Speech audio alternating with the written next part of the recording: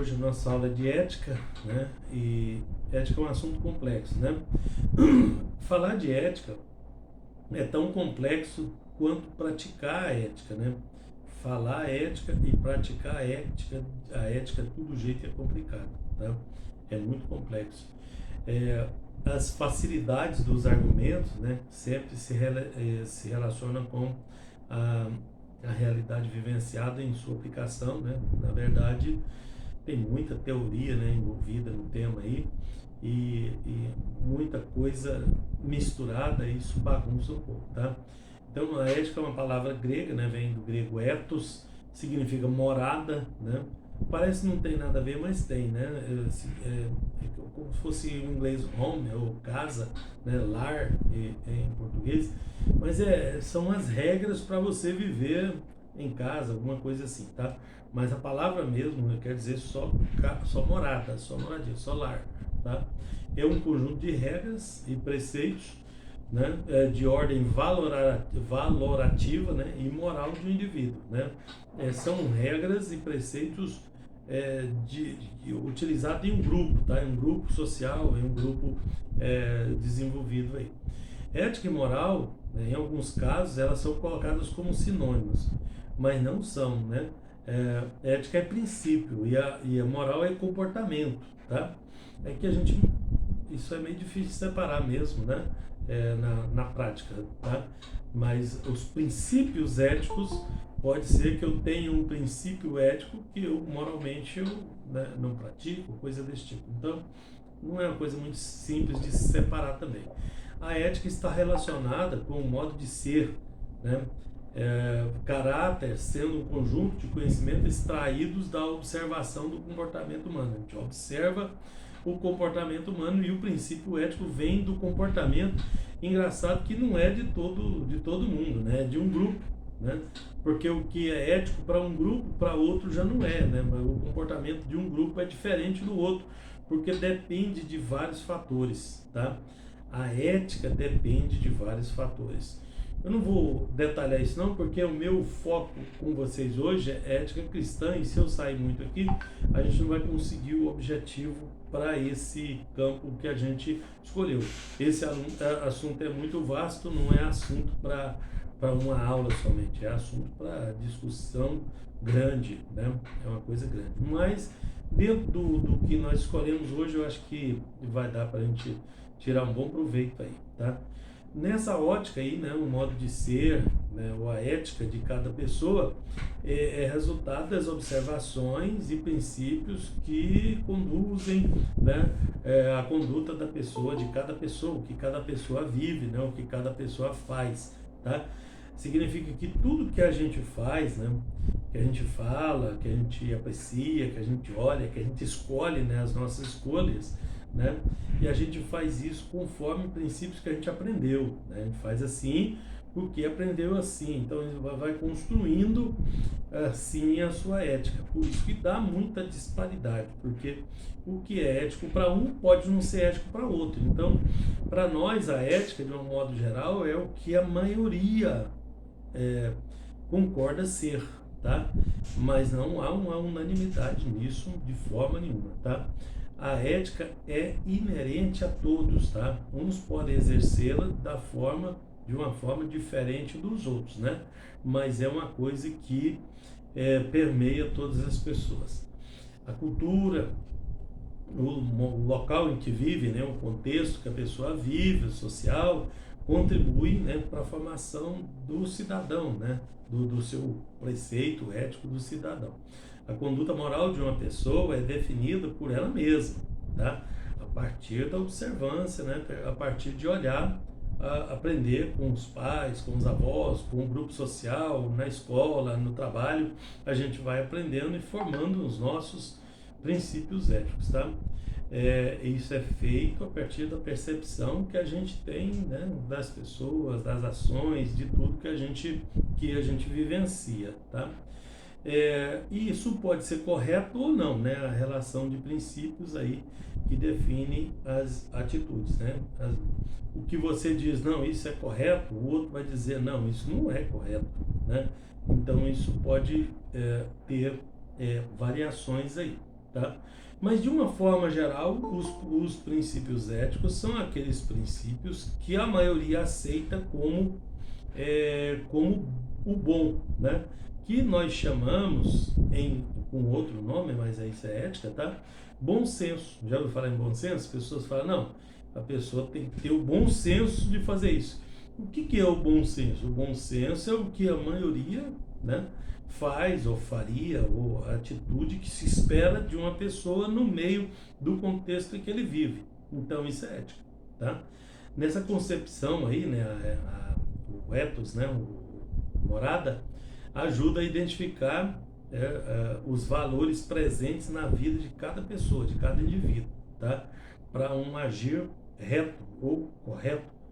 Mas o que é correto, né? O que é reto, tá?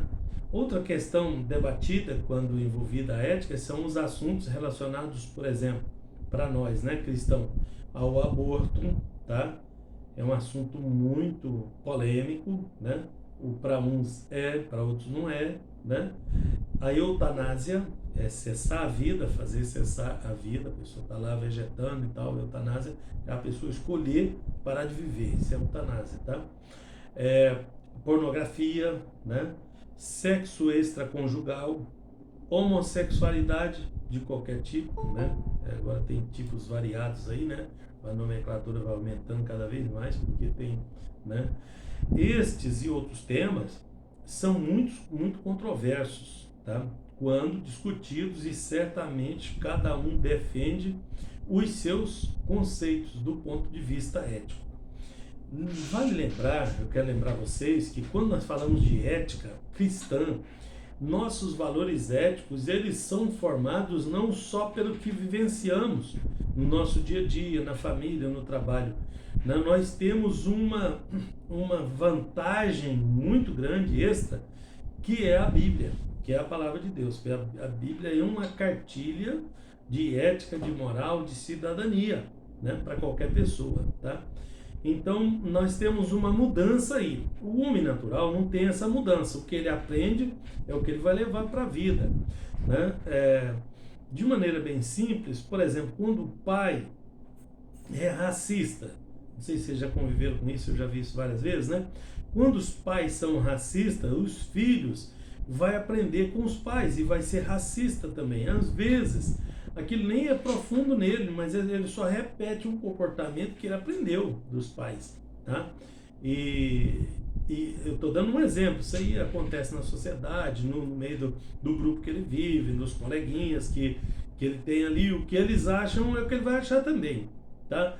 Então, por isso que esses conceitos éticos, eles têm que ter um norte, porque senão começa a ter problemas. A pessoa tem essa visão até aquilo começar a dar problema, tá?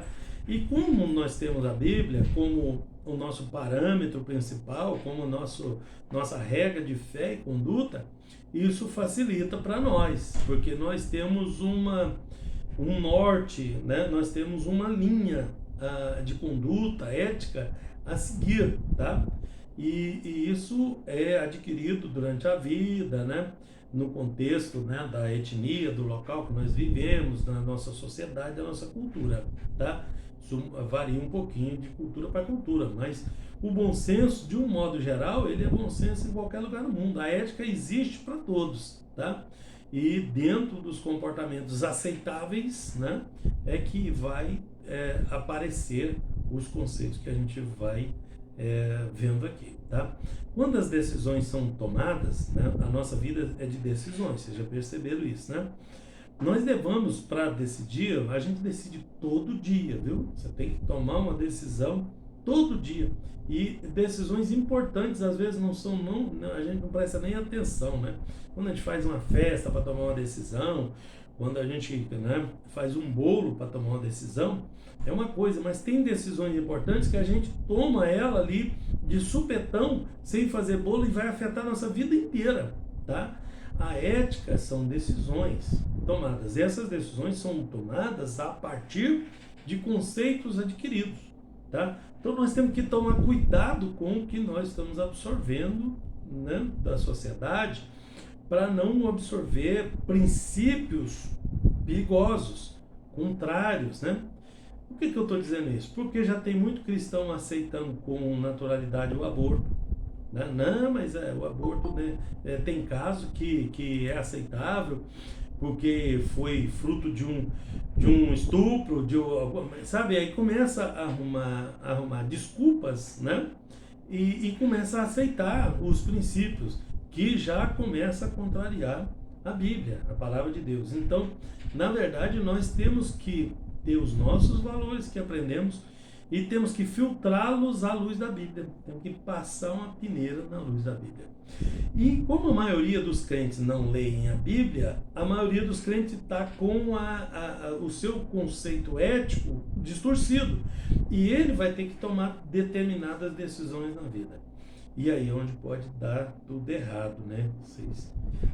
Eu já falei para vocês que não tem nada ruim que não possa piorar, né?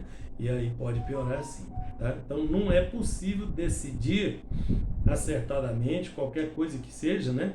Sem que haja um discernimento ético, né? Acerca daquela determinada situação. Pequena ou grande, né? Para nós todas elas são importantes, porque tem delas que a gente não percebe e elas vão afetar a nossa vida toda, né? Às vezes uma coisinha aí no estalo, a pessoa resolve mudar de igreja. Às vezes mudar de igreja pode mudar a vida dele, né? Pode acabar com a fé dele, por exemplo. Ele pode não se adaptar, pode não, sabe? Eu estou dando como exemplo, mas tem casos muito bem sucedidos, mas afeta a vida, tá? Afeta a fé dele, afeta a forma que ele adora a Deus, que ele se aproxima de Deus e tudo, tá? Então a ética construída, ela é muito importante para nós, tá? Toda ela é muito importante. Não quero dizer que seja perfeita, né? Longe de mim querer que seja perfeição. Não é a perfeição que nós estamos buscando, porque ninguém é perfeito, defeito todo mundo tem, tá? Mas nós escolhemos o que é melhor dentro do contexto que nós temos, né?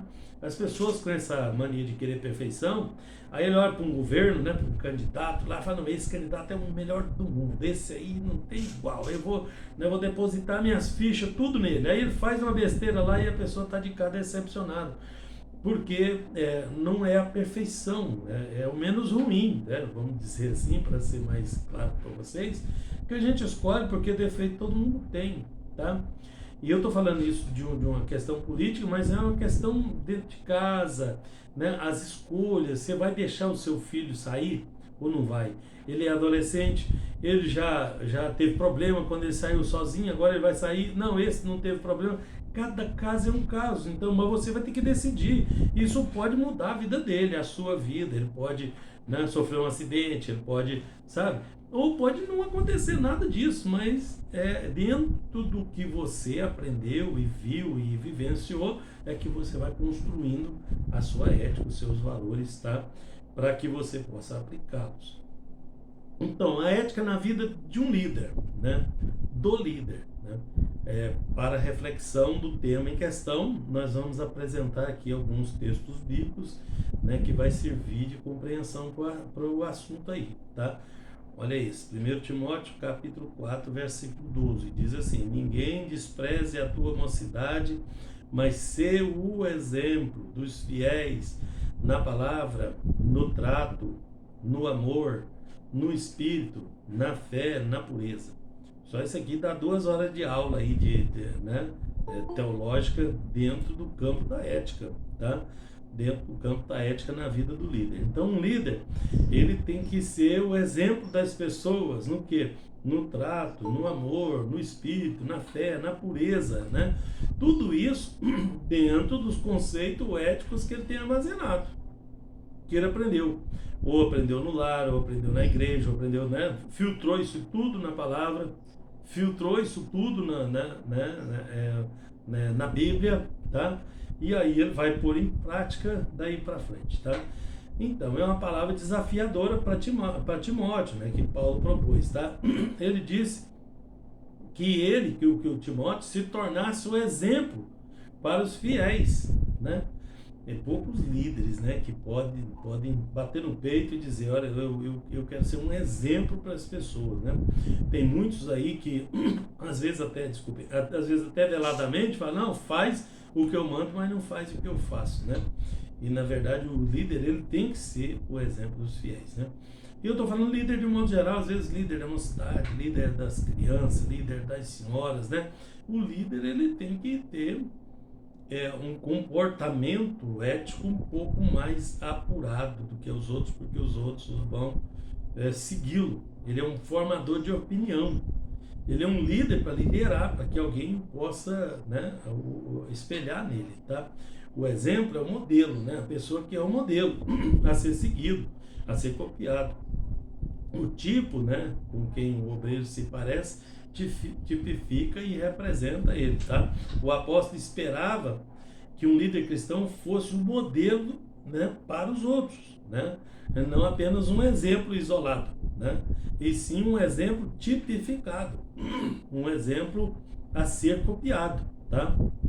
E um exemplo a ser copiado é um modelo. Deixa eu tomar uma aguinha aqui para melhorar o... Então vamos lá, né? No trato, no amor, no procedimento, na pureza, no espírito, né? Paulo estava dando para ele o que fazer, né? Na palavra, tá? Vamos aí no item 4.1, eu estou na página, só para situar os que chegaram por último, 71, tá? Na palavra, esse exemplo na palavra, essa referência não diz respeito à pregação ou à aplicação da palavra de Deus propriamente dito, né? Isso seria tratado mais tarde de uma outra forma, né? Nessa questão está a forma de falar, né? Nas conversas diárias, né? O que escreveu Kessler, comentando sobre esse assunto. O homem espiritual, aquele que nasce de novo, ele pode perfeitamente eliminar do seu coração a linguagem pesada, profana, evitando assim a aparência do mal. Eu já vi muitos obreiros ser rejeitados porque não elimina isso, né?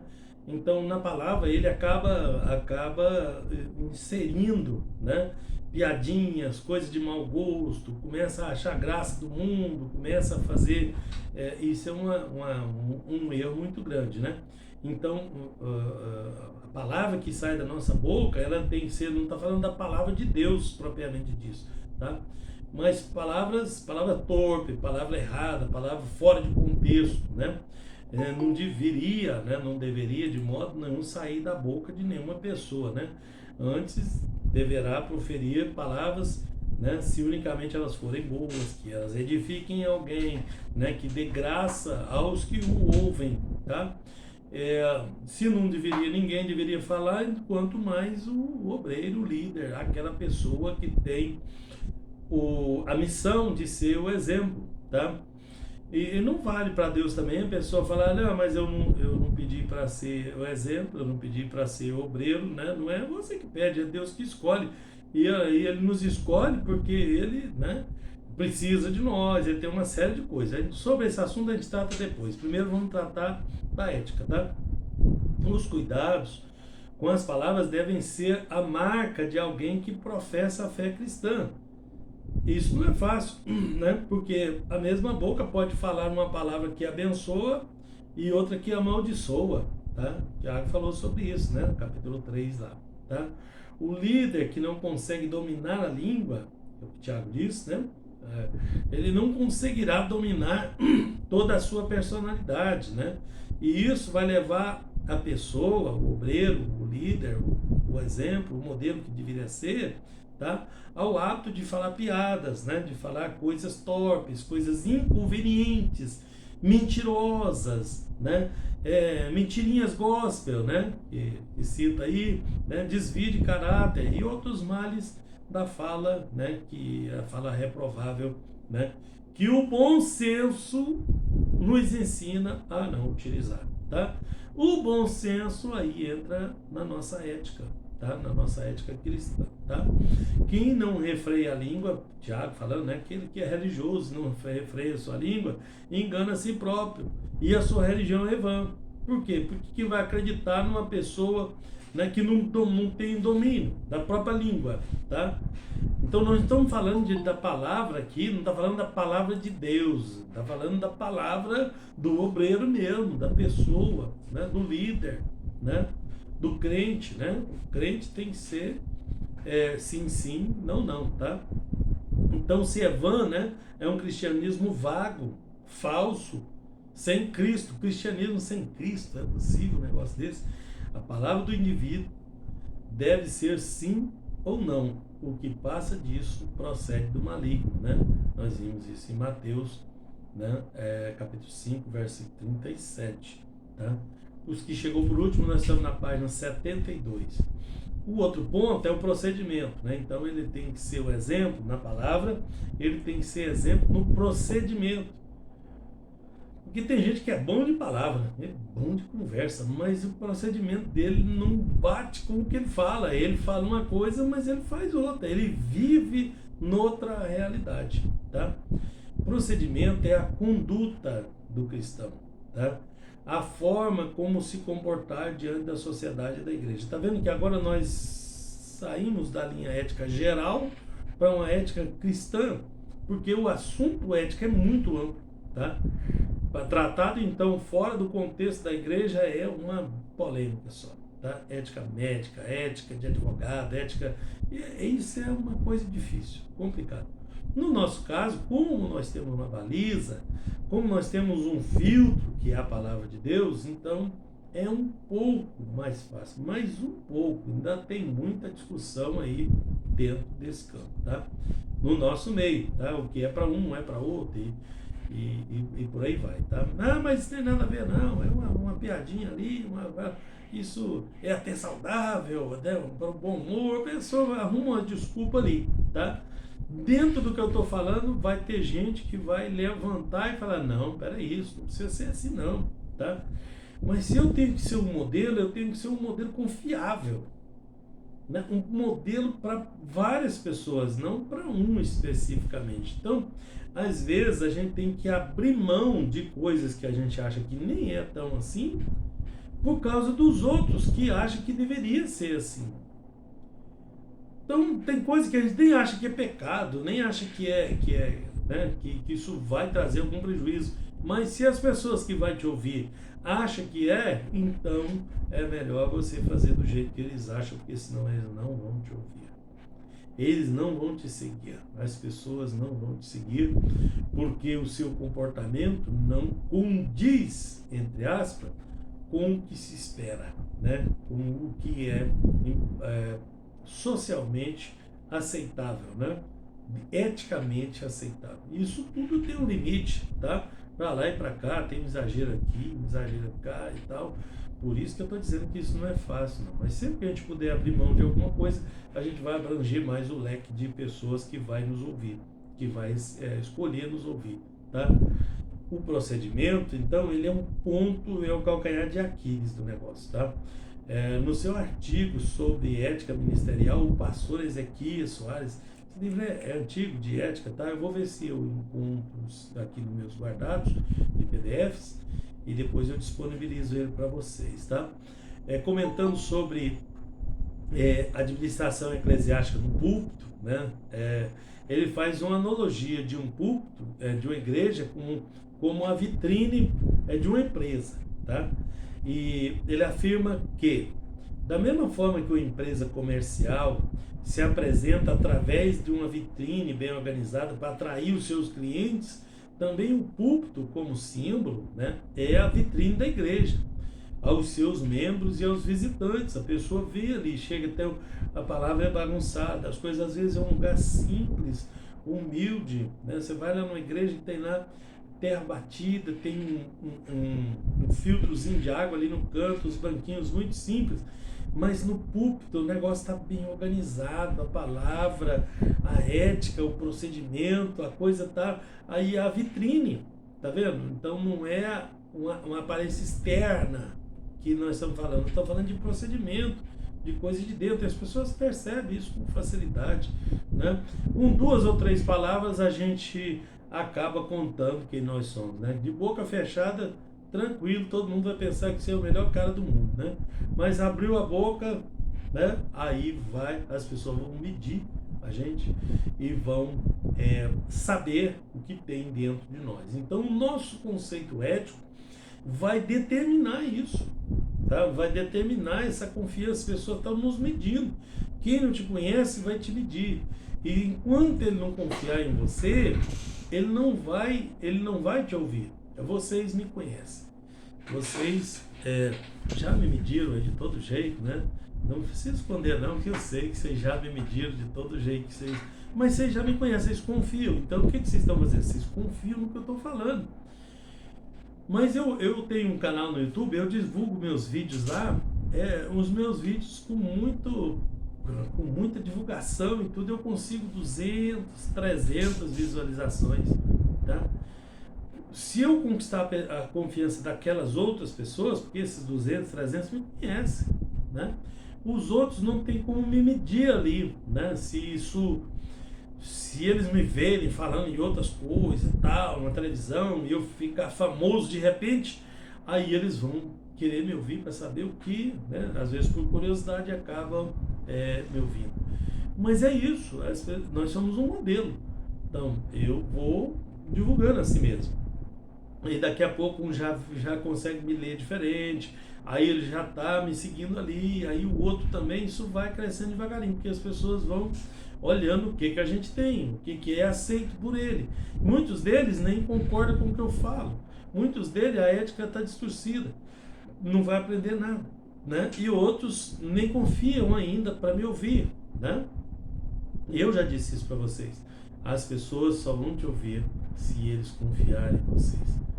Então, nosso comportamento, nosso procedimento na palavra, na conduta, em todas as outras coisas que eu vou falar aqui, é primordial, é essencial. Eu estou formando vocês para ser obreiros, para serem líderes, para serem pastores, missionários, pregadores.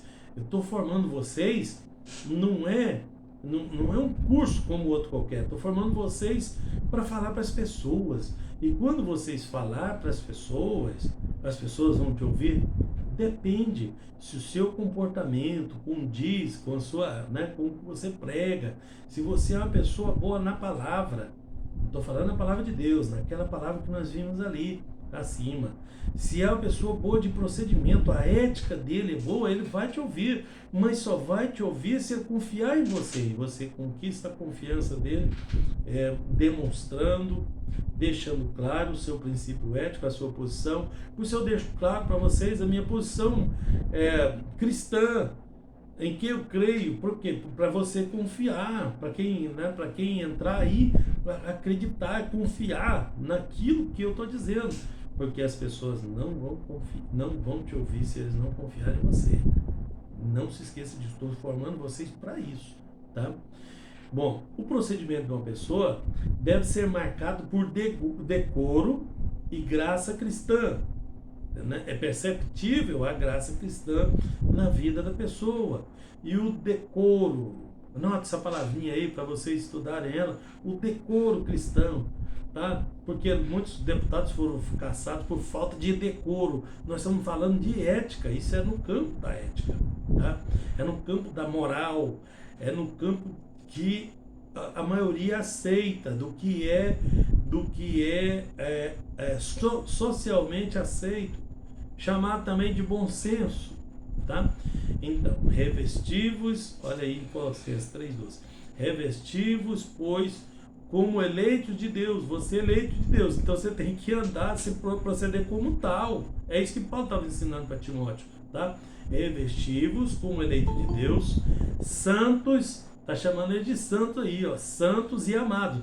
Você é eleito, é santo e amado. Então, revestir, né, de entranhas de misericórdia, de benignidade, humildade, mansidão, longanimidade.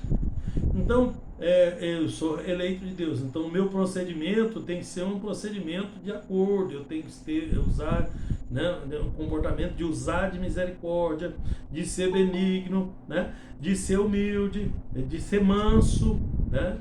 E eu não disse que era fácil, né? Eu falei que era importante, não falei que era fácil, tá? O nosso procedimento tem que ser assim, tá? Nós temos que procurar proceder de forma aceitável, tá? De forma que as pessoas do nosso relacionamento, do nosso contexto, aceite, do seu contexto aceite, porque isso pode variar de um lugar para o outro, né? De um grupo para o outro. Eu fui convidado a ministrar na igreja presbiteriana. Então eu sei que a perspectiva deles são diferentes da perspectiva do assembleano, pentecostal.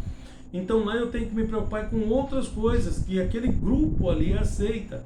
Tá vendo que não é fácil o negócio de ética aí, de procedimento? Tem coisa que nem é errado, nem é importante, mas para o grupo lá é importante, então eu tenho que me apresentar lá com aquela característica, com aquela forma aceitável. Senão não vão me ouvir. Então é melhor eu não ir se eu não quiser que me ouça. Eu não estou falando aqui de duas caras, a pessoa ser bom e ser mal, de extremos, não. Eu estou falando de procedimentos bons, todos eles são bons, mas uns são adequados ali e outros adequados lá, tá? Porque a pessoa que tem esse ânimo dobre para o mal e para o bem, aí é outra coisa, depois a gente trata disso, tá? Estamos falando agora de ética, né? Bom, outra coisa no amor, na palavra, no procedimento, agora no amor, tá? É outra característica apontada pelo apóstolo, era a do amor, tá? Essa qualidade indica uma realidade interior do homem, que ele demonstra na hora que aperta. Quando você aperta o sujeito, aí você sabe o que tem dentro dele. Até então ele pode esconder muito bem o que ele tem dentro dele, tá? Mas em condições extremas a pessoa reflete o que ele é, na verdade, tá? E fica evidente, né, por práticas que validam ou anulam a afirmação, né, sobre o ato, né, de amar, sobre a atitude de amar. Que essa atitude é uma coisa nossa, é uma tarefa nossa, do ser humano, de um modo geral. Veja que a Bíblia nos ensina assim, ó, amai-vos uns aos outros. Então quem escolhe o amor somos nós. Aí tem pastores aí no meio, eu sei que tem vários pastores aí nos assistindo hoje. Muitas vezes você vai aconselhar a pessoa vem com aquela conversa para você, fala, não, eu apaixonei por outra pessoa, a gente não manda no coração. Se a gente não manda no coração, é o diabo que manda, porque nós é que escolhemos amar. Foi a sua mãe que escolheu o seu noivo. Se você escolheu